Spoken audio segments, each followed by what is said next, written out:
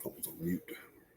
Welcome, guys, back to the I Love Wrestling podcast. I'm your host, as always, Justin Woolwine, and today we're welcome with MLW star, ECW original, Mr. CW Anderson. How we doing, man? And I'm doing fantastic, Justin. Thanks so much for having me on. Of course. I didn't mention this off camera, which I'm surprised I didn't. But when I first started doing this, I created a huge list of individuals that I'd like to get on the podcast.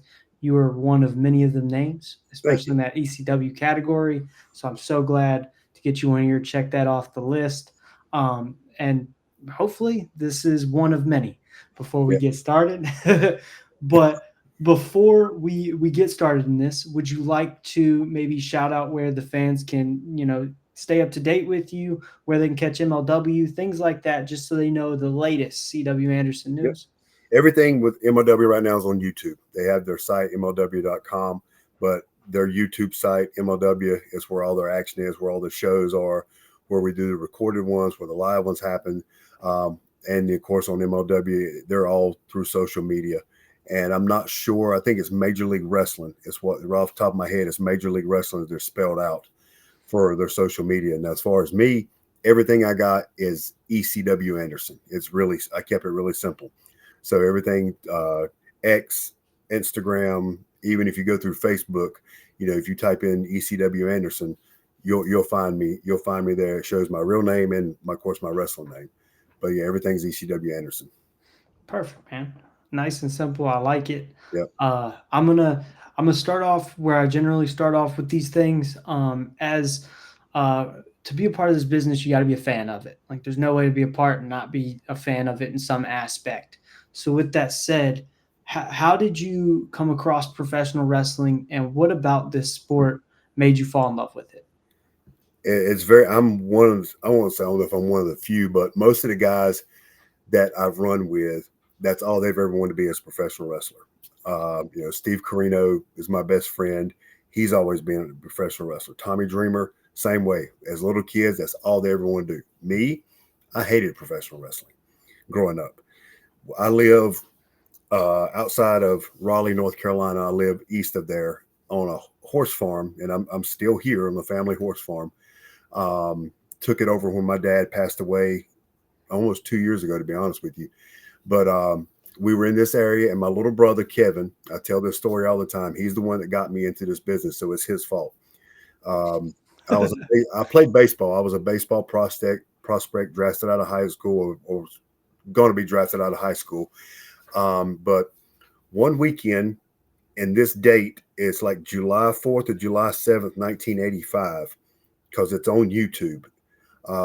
It's a weekend every Saturday.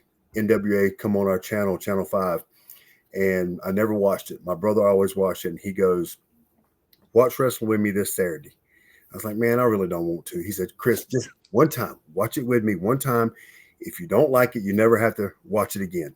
So I was like, "Okay." Reluctantly, I sat down with him and watched this match, and it was the match where Rock and Roll Express had just came into the NWA, and they wrestled Ivan Koloff and Crusher Khrushchev, who were the NWA World Tag Team Champions. And it's where the Rock and Roll beat them, where Ricky Morton victory rolled Uncle Ivan. Well, I call him Uncle Ivan. I'll get into that later.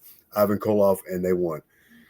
That match got me hooked because when they won, he and I were jumping around again. I'm 1984, 85, so I'm 13, 14 years old at the time. And he and I are jumping around because the Americans had just beaten the Russians. So I was hooked from there on out. And I watched it religiously after that. Never thought I was going to be a wrestler. I thought I was going to be a baseball player. So it's just kind of how things got started. So before I even continue, you mentioned Uncle Ivan. Let's go ahead and dive into that. Tell us the story behind how Ivan became Uncle Ivan. So in our area, because Ivan trained a lot of the wrestlers in here because he was living in Charlotte at the time. He had a school in Charlotte.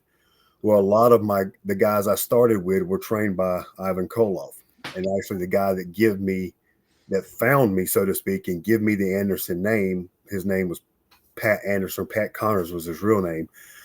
He was trained by Ivan, so he was always known as Uncle Ivan. Everybody called him Uncle Ivan from the area, and I was kind of his little bastard son, so to speak, because I would go down every now and then and train with those guys that trained with him.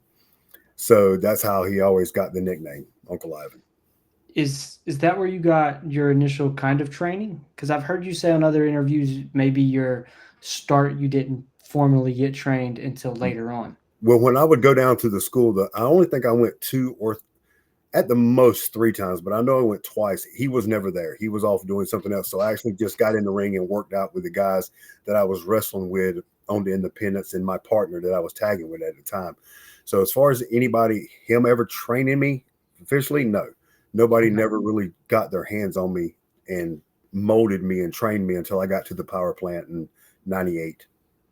So once you walk into the power plant, what? Well, we'll even backtrack a little bit. How did one in that day and age get into the power plant, and then what did that process kind of look like for you? When I started moving along, I don't even know if you call it the ranks here in the independents here in the Carolinas, I started gaining a reputation as a good wrestler. Looking back on it now, I wasn't that good. Okay. I was just a lot better than what everybody else was because there was no training schools. You went to if you didn't go to Ivan's school, there was really nobody else that trained. You could go to these little independent promotions that had trainers, but nobody really trained. That's kind of what I did was one of the independent promotions train guys for them. Well, turns out two of the guys I trained, one of them became Lodi, Raven's sign guy. And Yep. he was tagging with a guy. His name was Curtis White. He wrestled as Toad. Raven gave him that name. He ended up being Frog at WCW at the very end of WCW. He tagged with PG-13 against the Young Dragons. So we were doing a show at at Nags Head, which is on the Outer Banks of the Carolinas. And Pez Whatley happened to be on the show, and he talked Lodi and Toad. Well, he was at the time Brad Raising Kane. Trained. They talked him to going to the power plant and trying out. So when they tried out, fast forward to when he got his job meeting Raven and got his job with Raven as Raven's sign guy.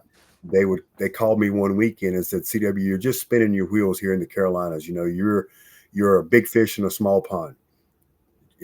I'll tell you some of the things you're gonna do at the tryout. Just prepare, come down. It's 3 days. It's 3 days of hell, and then you come down, you try out, and hopefully you can pass, and it'll just start setting you up to move forward in professional wrestling. So for the next 3 months, I think I trained, and he told me there was a lot of Hindu squats, a lot of basic squats, and I trained for that. He didn't tell me about the 500 and 600 push-ups you had to do in a day, which ended up whooping my butt. But once they got there, then I, went, found out what weekend they were going or what week they were going to do the tryout. So what you would do is you go and you'd pay $250. It was a non-refundable tryout fee. You go through this tryout. If you failed, you just left. And then if you passed, you were invited to come back and start training. And then you had to pay like $3,000 to walk in the door. Or excuse me, you paid $1,000 to walk in the door, and then the rest of it you paid along. Okay. So I went through those 3 days of hell, which is probably the hardest thing I've ever done. And if you told me I had to go back through it again to be a millionaire or whatever, making this business, I'd like, nope, that's okay. I'm not doing it because Sarge took it out on me because I was Lodi and Toad's boy, because Toad was with me during the tryout, going through with it, because a lot of the students that passed it, when the tryouts came with the new guys, they had to go through it again. They would stand behind them, make sure you do your Hindu squats, make sure you did your push-ups, and you start at like 8:30, 9 o'clock in the morning. Sarge come in, throwing his bag, screaming, cussing at everybody. And my class had 32 guys that started on a Wednesday. And from 9 o'clock to like 3:30, it was constant motion only for like a 20 or 30-minute lunch break. You were doing squats, push-ups. At one point, Goldberg, this was early Goldberg, he came in to train. So they'd run us outside while Sarge trained him, and we did wind sprints for like an hour, nonstop. You'd line up in sets of 4 or 5. You'd sprint up, sprint back, or you would run backwards or do the karaoke, which is the crisscross. If you were the last person in that group, you had to knock out 50 squats and be ready by that time your group got again, come up again. And it was nonstop. So after the first day of the 30 something guys that started, it dropped down to 6. And we Dang. ended up with 4 on that Friday. And only 4 of us made it through that entire tryout. So, was the plan from the PowerPoint to debut with WCW? That was my idea. I hadn't really spoken to Arn about, because I was already in Anderson. Uh, Mm-hmm. I had gotten permission from Gene, uh, through Gene, from Pat, as to be an Anderson. So I never really had spoken to Arn about being an Anderson. So I was kind of kayfabing, or not really saying that I was. Everybody knew I wrestled at CW Anderson, but when I go around, I didn't really put it out there who I exactly was. But that was my entire plan, was to be at WCW. I wanted to be there, because that's where the guys were making money. It wasn't until one day JJ Dillon and Paul Orndorff, they were some of the agents. They came to the power plant to see all the guys wrestle. There was like 20 or 30 of us there. They wanted to see everybody wrestle, to see what they had, so they could report back to Bischoff, to tell him what the power plant guys were like. Um, I was the last guy to wrestle that day. I actually wrestled with Toad, and I remember Brad Armstrong being there, standing on the ring while we were having the match. When we got the match, I mean, we were popping the boys because we were doing some stuff. Toad would do a pullover Frankensteiner on the floor to me, just crazy stuff that guys hadn't seen. But Toad and I were such ECW marks watching it at night that we were taking some of their stuff. So when we got done with it, Brad Armstrong came up to it, put it over how good it was, and he's like, "Man, that is some straight ECW shit right there." That's what he said exactly. Which, it makes me feel good on the inside. Somebody like Brad Armstrong's telling me that that I was good. A little bit later, Paul Orndorff and JJ Dillon came up to me personally and told me, my skills were decent, they were good, but I didn't really have a good look. They were more of a marketing company, and they didn't think I would have what it takes to make it in this business because of my look. Because then I was 240 pounds, 250 maybe. I wasn't in the best shape. I wasn't a bodybuilder. I'm barely 6 foot tall, so I didn't stand out. So that was demoralizing and crushing that they told me I didn't have what it would take to make it at WCW. And so, going from that and kind of getting shot down, so to speak, what went through your mind to get yourself back on track, and how did that lead to you joining ECW? Um, it was, one, here I am, 27 years old at the time, I think. Crushing, I've finally made it somewhere, so to speak, and I'm training at the power plant. And at the point, Dan, when Sarge was working out with some of the guys, he would have me teach other guys because he knew I'd been in the business a while. So he'd have me show like Elix Skipper, Lash LaRue, Mike Sanders, Chuck Palumbo, just guys like that, just a few things, nothing too much, but just a few things. Um, and I wouldn't say it set a fire under me, but I was wanting to prove them wrong. And just kept coming back, but nothing was really happening at WCW. It was at the power plant was very disorganized at the time. It wasn't Sarge's fault or Pez Whatley or Mike Winters. Jody Hamilton didn't run it too well at the time, in my opinion. So I found out that Toad got a tryout with ECW because through Lodi, who was his tag partner, and he asked a favor to Raven, and then Raven asked Dreamer. So Dreamer told him to come to one of the shows. It was a Sunday night show in I want to say around Cobb County, Georgia, in that area. And the night before, Toad and I were tagging against the Public Enemy. So we tagged against Public Enemy in South Carolina, and he literally drugged me down with him to that ECW show. I didn't want to go. I did not want to go. I'm a big introvert. I don't like being in front of people I don't know. I was nervous, embarrassed, scared, whatever you want to say. And he was like, "Look, just come, meet everybody, just do a little politicking. You already know Steve Corino, Simon Diamond.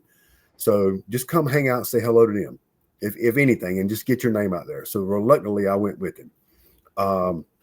We get to the show early. It's Toad gets in there with Angel. who turned out to be, it was going to be Angel from the Baldies a little bit later. Got in there and did a little 5-minute deal with him. I'm standing on the outside talking to Carino and Simon, and Nova's running a tryout. And when Toad gets done with his tryout, Nova kind of leans out and looks at me and goes, Chris, do you have your gear? Because I'd already introduced myself to everybody. And I was like, yeah, it's in the car. He said, well, run and get it. So I run, got my gear, got it on real fast, jumped in the ring. And I think he put me in there. He put me in there with Simon, actually. And we did a little 5-minute deal, got done. And Nova told me right then that I had my timing was great. He said he loved my timing. So I jump out of the ring, kind of, excited that, Nova's telling me these things. And I hear from where all the chairs are, somebody yells at Bill Alfonso and says, Fonzie, get the bald guy back in the ring. Shit. Fonzie goes, Daddy, he wants you back in the ring. And I'm like, who? And I look out there and it's Paul Heyman.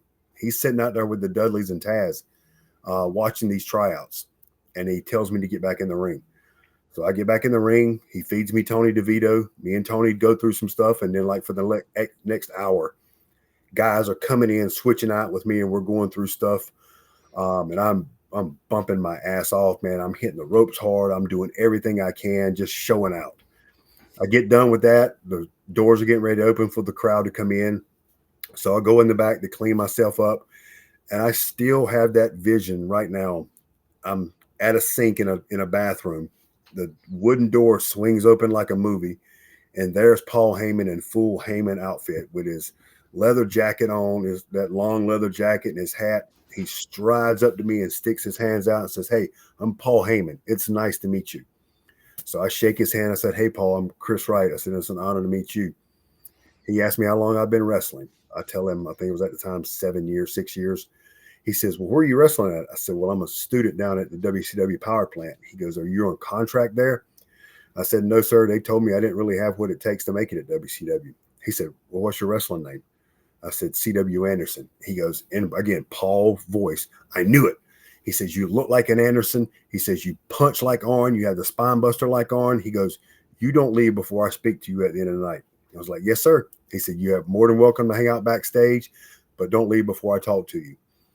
So I'm hanging out. The show's getting close to being started. Jim Molyneux, who's one of the referees, comes up to me and goes, are you CW? I said, yes, sir. He said, Paul wants to see you in the back.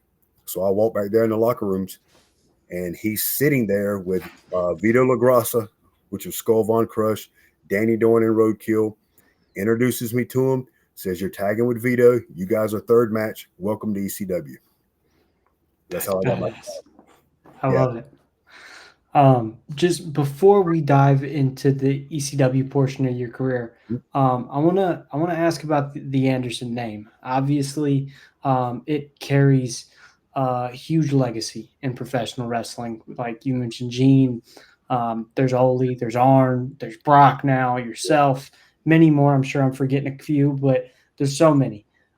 What does carrying that name mean to you, especially putting you in the position to be on platforms like ECW and TNA and MLW, just to name a few? It means it's always meant a lot to me, but in the past few years, it's gotten exponentially greater, which I'll touch on. But when I was given the name, I was told I couldn't job it out. I couldn't disrespect it. I had to grow a beard out. At the time, I only had a goatee. I looked more like Big Boss Man than I did in Anderson. But the guy that gave me the name Pat, he saw something in me. And at the time, he said, you got to come. He said, come up with a 3-letter name, because he was Pat. You had Ole, you had Arn. So for like 2 weeks, I tried to come up with anything. I remember the 3 I came up with was like Ike and Cal. No, it was 2. Ike and Cal. That was it. And then I remember sitting down with my old baseball coach who coached me all through my life. And he was a wrestling manager at the time. His name was Randy Driver.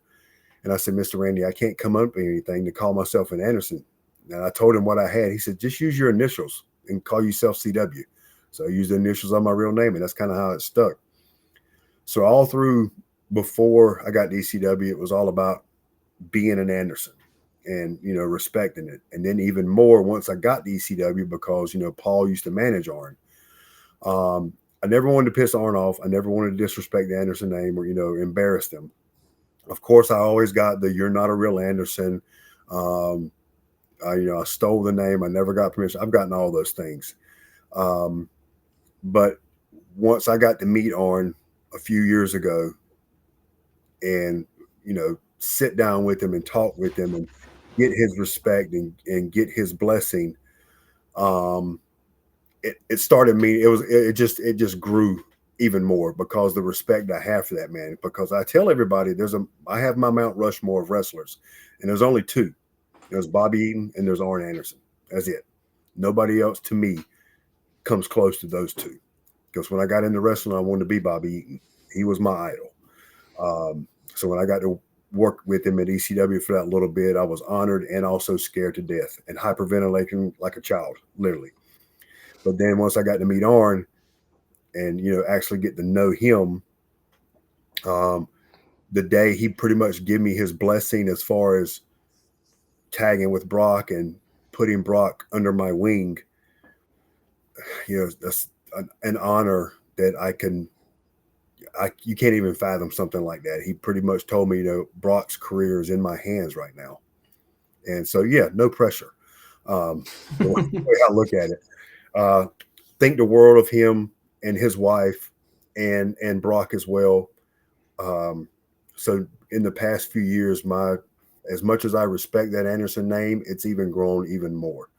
I can't say enough good things about him, about Arn, and the career that Brock's got ahead of him, which we're sure we'll touch on with him. Um, I'm so excited with how his development has been, what he is as just a person, what he is behind the scenes, with us traveling together, and just seeing him blossom and come into his own it means a lot to me. Definitely.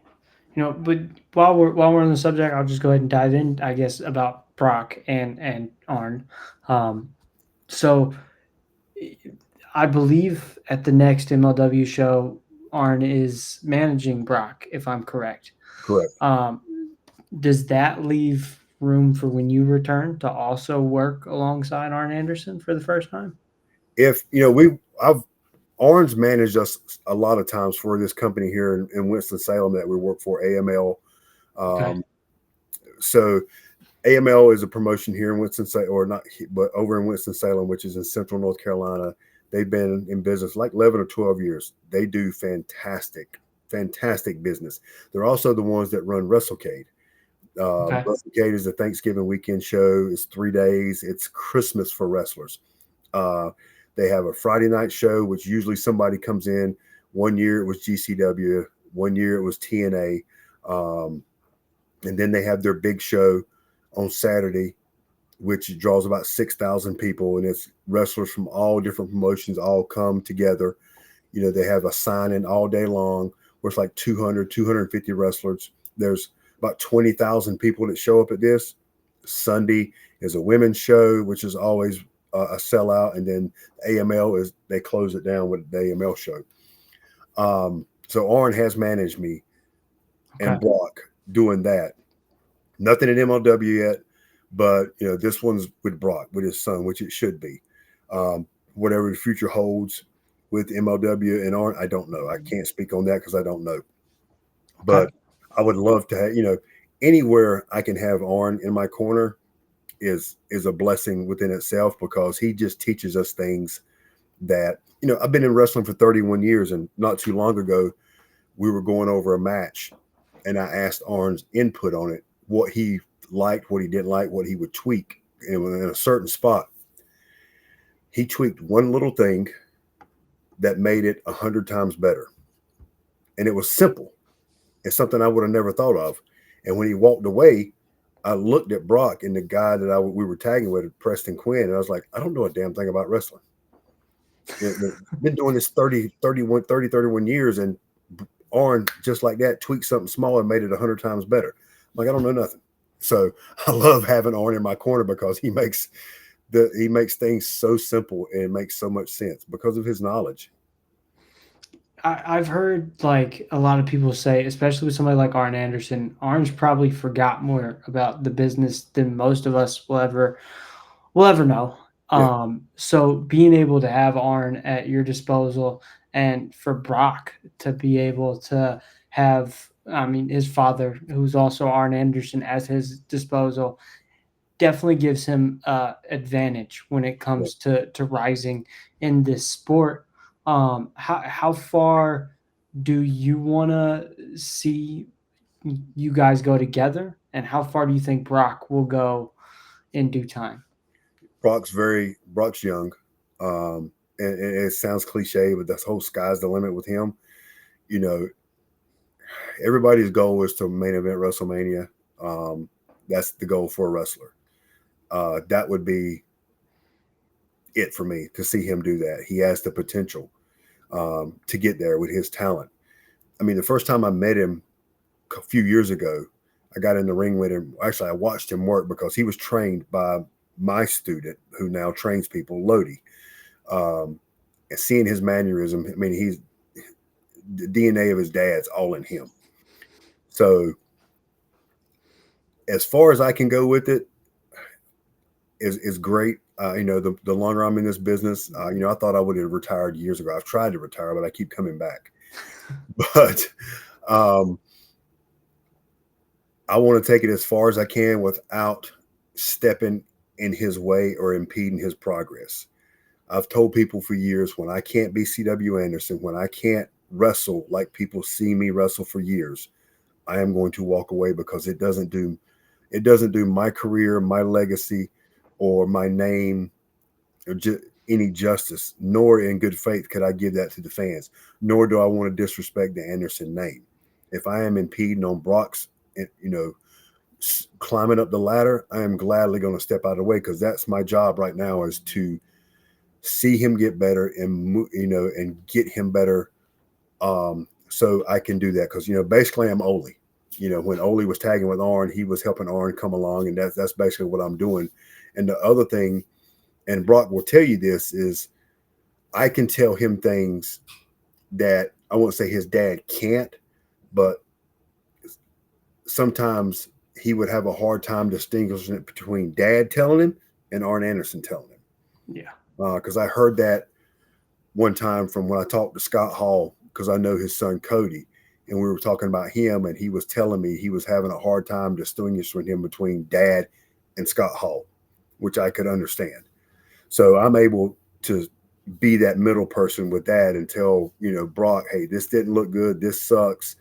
We can change and fix this, and everything I'm telling him is not to be down on him; it's just to make him better. Yep. And he is a sponge. He's 180 degrees from where we started. His promos, if anybody's seen the one he just cut for his match against Mads Cruel for the upcoming MLW show, man, I was like, I was emotional. My wife and I were sitting here Yes. watching it, and so like she like high fived herself because she's been right along with it for the whole time. And people have seen my wife by my side. She's been in the business since literally the day she was born. So she knows wrestling, and I'll ask her, what do you think of this, or what do you think of that, and she'll tell me, no, that sucked, or I like this. She's brutally honest with me, so I believe her when she tells me that. But and I rambled a little bit, but I want to see Brock run it as far as he can. The goal for everybody is to be up top at WWE, and I can't say if that would be any different for him because that's where your life is, where you can make your money at. Definitely. And I think with the regime right now in WWE, I think when it's time, Brock getting to that level, I think he'll do the only thing he can do up there is succeed, if that makes Yes. sense. Yeah. Uh, but I want to jump back a little bit, get back to ECW. I got a couple questions just about your time there. You know, the biggest thing about ECW I always found was the fan base. What do you think made you connect so well with the ECW fans? Um, I've always said that ECW, the wrestlers at ECW were the Island of Misfit Toys. Mm-hmm. Um, nobody really, other promotions didn't want us, but when you put us together, we were magic, and we were, and the fans were just as much as part of the show as we were. You say all the time, if there is no fans, there is no us. Well, with ECW, if you don't have the ECW fans, they're damn sure not an ECW Mm-hmm. because they were. They made you bring your A game every night, even on house shows when other companies lollipop through their matches. You didn't do that at ECW, not one bit. We did. We were doing 4 nights a week, some all places, and working at that level 4 nights a week was very taxing on our body, especially with when Bill Wiles and I were having to work Axel Rotten and Balls Mahoney taking those chair shots every freaking night. They suck. Well, most of the shows, unless it was TV, balls wouldn't hit us in the head. It would be a back shot into some kind of driver on the chair, so he'd take care of us like that. But just working that style, um, the fans definitely made you bring it, and your adrenaline from the time you walk through Gorilla and hit that curtain to the time you come to the back, it was something I can't explain. I know one night my back went out on me before the match, and I had to work Raven that night. I remember Bill and Lou having to carry me to the gorilla position because I couldn't walk. My back was locked up on me. And when my music hit, the adrenaline hit, went out there, worked, I think I was like 10, 15 minutes with Raven. I remember New Jack did a run in, and I worked like 10 minutes with New Jack after that, and then came in the back and collapsed. And I remember Roadkill taking me, my girlfriend at the time was with me, and we rode in his van, and I laid in the back on the floor in his van, and they had to wheelchair me to the my gate because I couldn't walk. So with those fans, they pretty much made you superhuman.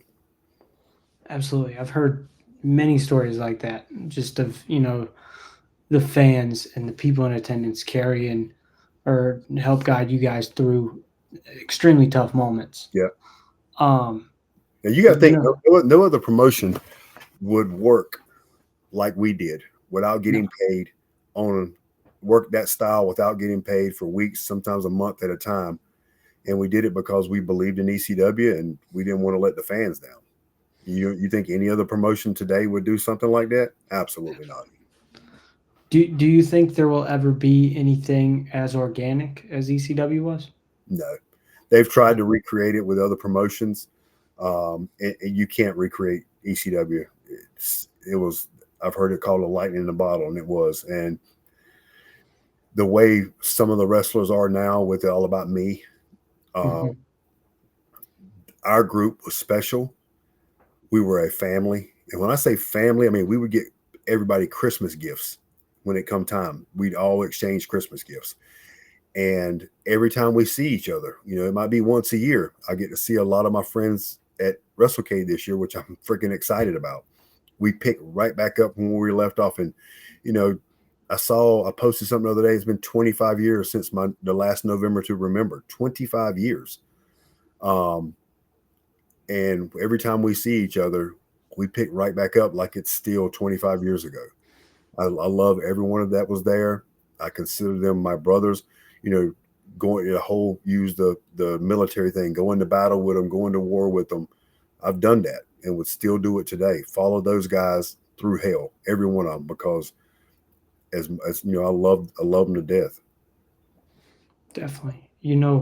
It's cool because, like, for me, being able to like look at my podcast journey, the first big name interview I got on here was Sabu. Um, and it was just months before he passed. And just being able to share that passion with him was really cool. Um, it was sad, obviously, to see Yeah, him go. Do you have any good, funny Sabu memories that pop out right away? I was when I got there and I found out. I knew one day I'd have to work these guys, and watching them on TV. The very first ones I'm gonna get to Sabu. The very first ones I worked was Balls and Axel. First thing they ever told me was, "You're taking total decapitation." Scared me to death. I don't know what the hell that was. It was a chair shot to the back and chair shot to the head in Buffalo, New York. The next one was New Jack. Now, luckily, New Jack and I hit it off because at the time I was dating this light skinned girl that from Durham, and he was talking to her, and he come through the back, and we had never really even spoke hardly ever. I ain't been there but a few months, And in classic Jack faction, he's about 15 feet from me. He goes, C-Dub, I didn't know you were from North Carolina. I'm like, yeah, Raleigh. He said, man, I'm from Greensboro. He's like, I didn't know you dated black girls. I said, that's all I date. He said, man, I only date white girls. And at that time, like high-fived each other walking by. Jack and I were like that until the day he passed away. And I just talked to his wife last week or whatever. We talked for like an hour or so. I mean, I check in on her because she's like a sister to me. Jack, when he, I got some stories about him, but when he passed, I sat on that couch right there and cried. And he hurt. Jack hurt because he was literally a brother to me. He and I were close. But the first time I wrestled Sabu, this match is on the network. It was in New Orleans. The Dangerous Alliance didn't have anything to do that night. So Sabu looks at us and goes, what are you guys doing? Bill Wiles goes, Paul's got nothing for us. And he looks at Bill because Sabu and Bill were close. He's like, Bill, you want to work me? Bill goes, hell yeah, I want to work you. So he runs off and asks Paul. He comes back. Sabu goes, Paul said, me and you, CW. I went, oh shit. So Sabu puts the match together, and you see in the match, he dives in the ring. When you see us running, especially me, I'm running for my damn life. Like I'm scared to death. I am petrified. The first lockup, we lock up, I push him to the corner, and I'm blanking because I'm in the ring with Sabu, and I'm trying to remember, and I pull my hands back like this, which is a no-no, and he punches me right in the mouth, right here, as hard as he can, and it kind of snaps me out of it right then. But after that, like after the match, we go in the back, he critiques me on one thing, and he's like, I'll work you any night of the week. And we worked each other several times at ECW. I don't think we ever worked at MLW. I can't remember. But on the indies, I've worked him a bunch of times. See, he would always request to work with me because he knew he was going to have a good match, and I wouldn't hurt him. So yeah, it went from being terrified of him to enjoying to work with him.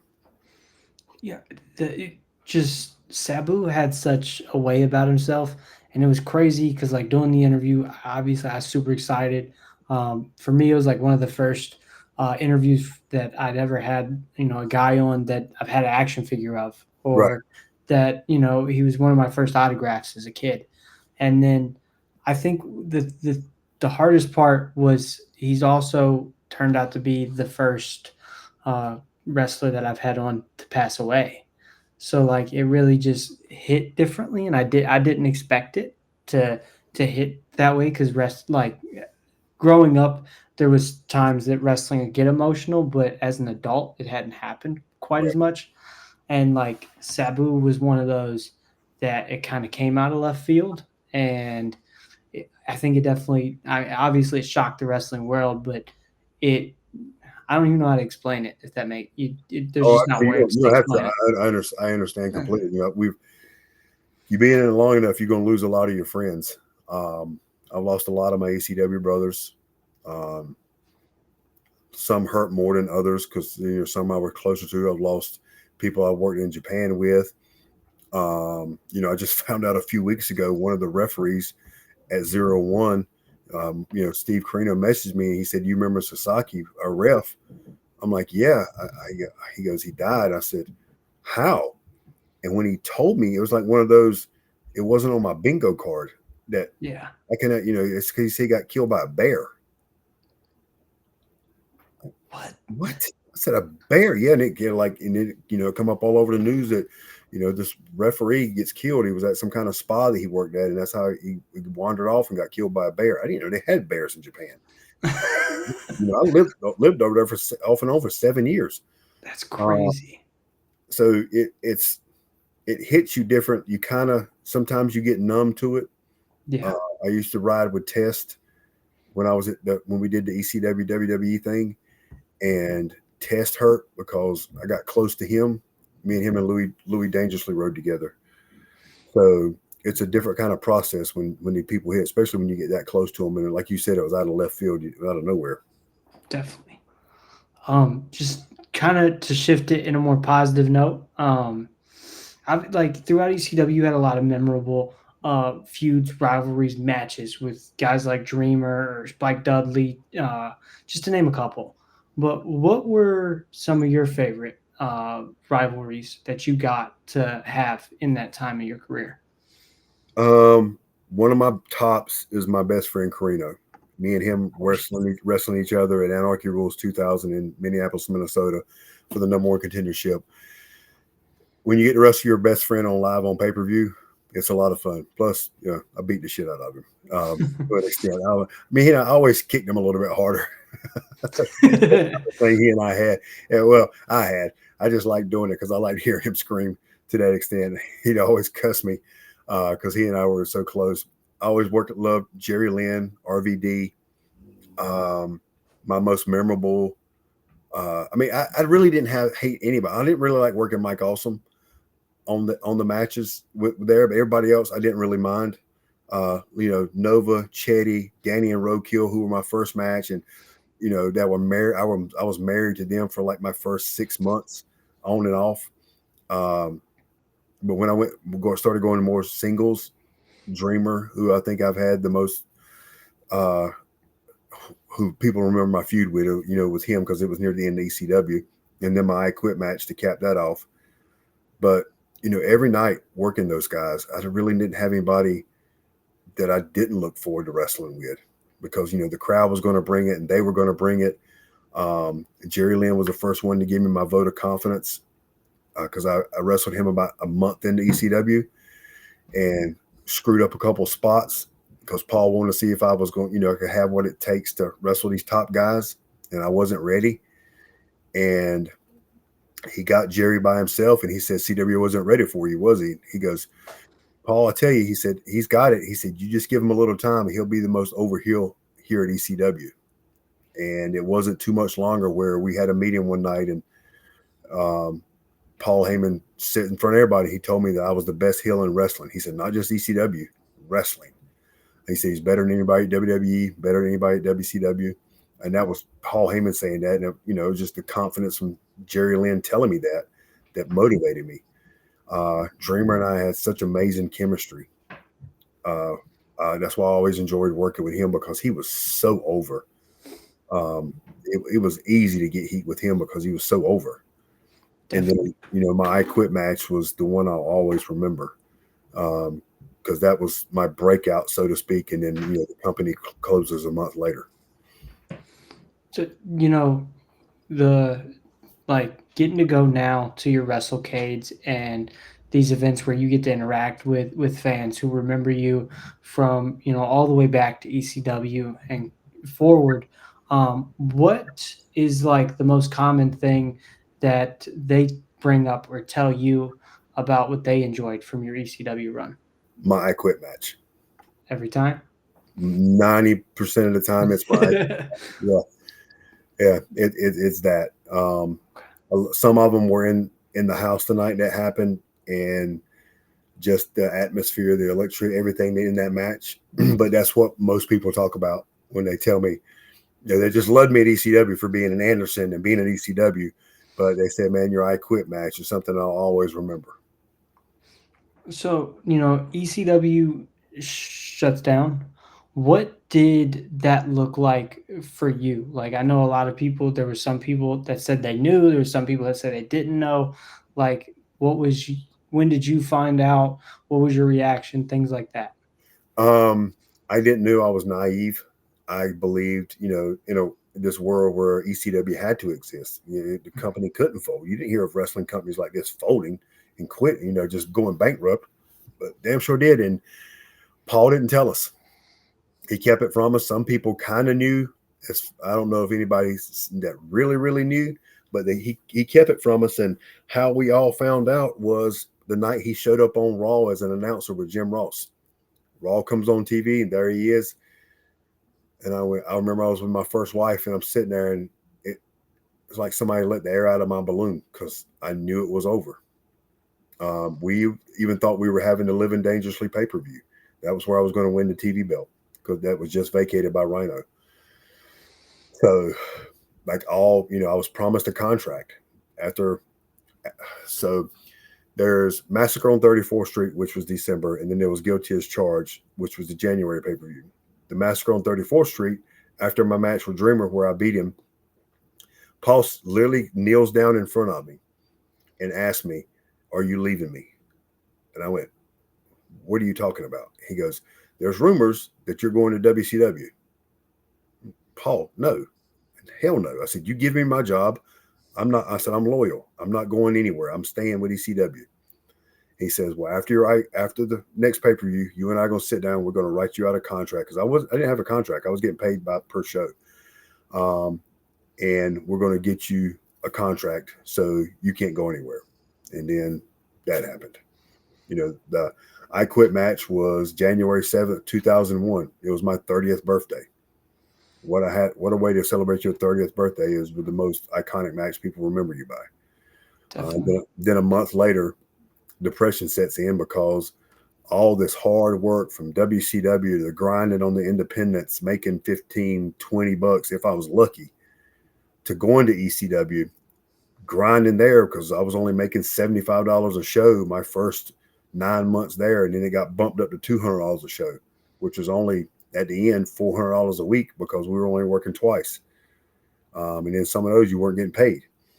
So I wasn't making a lot of money. I think my first year there, I lost $21,000 having to pay for my own car, my own flights, because it wasn't until about 8 months in that I was getting flown. Yeah, I sacrificed a lot being there. Signed away my rights to collect any royalties off the first video game because I wanted to be on the video game. So when they folded, my shit, I'm right back on the independents, right back where I was 2 years ago. And the WWE didn't want me because I wasn't in they wanted at the time only really bigger names. You had the Dudleys and Taz and Dreamer and RVD and Rhino, guys that were up top getting that push. And I was right below them. My time hadn't come yet. So it was back to being on the Indies again. And then I got blessed and lucky to go over to Japan and for the next 6 years, 7 years with Steve Corino and wrestle for 0-1. How so like going from working ECW regularly and then it being taken away, how did you cope and then get back like on your feet to a level head to where you could prepare yourself to take that step and maybe go to Japan, work the indies and things like that? I didn't. No. You've ever heard the term "fake it until you make it"? Yes, sir. Like a year, 8 months to a year depression spell. Feel Uh, you. I was, and then because that's about the time MLW started up, like 2002. Hmm. Steve Simon and I were in MLW, and then Steve and I were over at 0-1. So those things kept me busy for a while, but it was just a fact, because I thought MLW was going to be around for a while, and then they folded a year or so, 2 years. Yeah. They didn't last long to begin with, and it was just straight Japan, which was okay. Yeah, I ended up loving being over there, but you're still traveling across on the other side of the world to wrestle instead of being at home. But with all its downfalls with ECW folding, I would have never MLW would have never come along. I would have never got to Japan and spend the time over there and make the friends over there that I have. That I would love to go back one more time, just one more time, take my wife so she can experience it. We're trying to work on that to make that happen. But I think that was the biggest thing that's ever kind of affected me is with ECW shutting down. So a very you've left a very positive imprint on professional wrestling when you look at the guys you've been able to help train and even inspire over the years. What do you enjoy most about being able to help guide and get ready the next generation of talent? When the light bulb goes off in their head and they get it anybody that trains anybody, especially in wrestling, when you're training somebody and you watch them wrestle or they repeat something back to you and it's that aha moment, they finally get it, makes it all worthwhile. You get some that's like beating their head against a brick wall. And it's like I tell them, I say, when you get this business, when you learn because psychology is the biggest thing to learn. When you learn psychology, you're not going to be in the ring. You're going to be walking through Walmart or, out with your girl at dinner or something like that. It's going to be the most random place.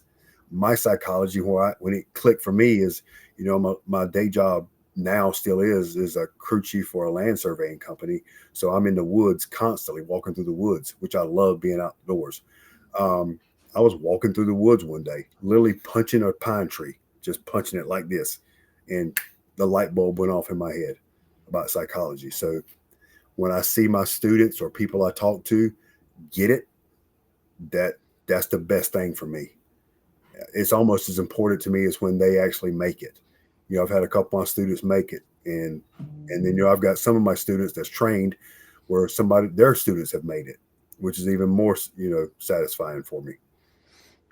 Yeah, you was a part of the original MLW a little bit. You're Mm-hmm. a part of MLW now. Um, what kind of excites you the most about being able to be a part of the current MLW, MLW locker room? The number of talent that has come through, especially the newer generation of guys, because there's a lot of guys from that were WWE that are not there anymore, that were AEW that are not there, that I didn't really know that I've gotten to meet. Seeing them live, watching them wrestle, knowing they're in our locker room. I've gotten friends with the actor Paul Walter Hauser, wrestled him several times, gotten close to him, seeing him get it and being in the ring with him. Uh, the Especially the newer guys. That's always love seeing the newer guys come in and show out, and prove themselves in this business because we're all trying to prove ourselves and show that we belong. And being the older veteran there, um, helping them out, talking to them, helping guide them, things like that. It's why guys like us still stick around. Is to help that because I've always said I want to leave this business better than I found it. So that is one of my things is helping these guys out. I like being in front of the fans. I like interacting with them, but just seeing these new generations showing that it's their time. I love watching them perform and exciting the crowd. Speaking of the fans, we've talked about the maybe new generation of talent.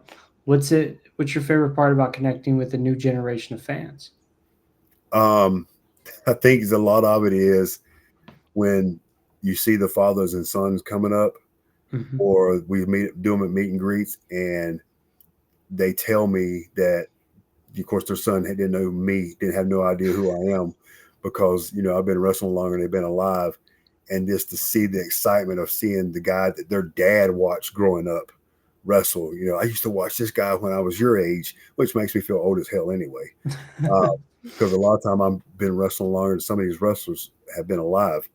But seeing that second generation come along and shake my hand and love, calling out certain things I did that they love, and I kind of still like the "You Still Got It" chant, even though I say I've never lost it, but I still kind of like that because you get the respect applause from people, and it's just because of my ECW run.